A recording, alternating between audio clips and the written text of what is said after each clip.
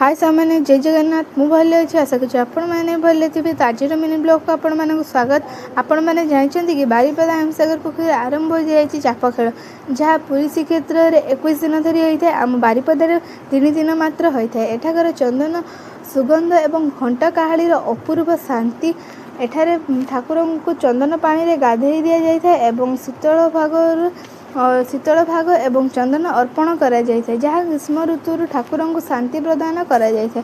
आपण मैंने चाप खेल देखा हेमसागर पुखरी आसले नहीं कमेंट बॉक्स से निहाती जनइबे। आ मु तो आसली आपण मैंने भी आसतु। आज ब्लॉगटा यही रहा। देखा नेक्स्ट ब्लॉग रे। जदि मो चैनल नुआ अच्छी तो सब्सक्राइब करंतु। आउ जदि वीडियोटी भल लगे लाइक करंतु। जय जगन्नाथ। हमें बाप झील 3 जन में देखते आसे चंदन पर्व केमती हुए।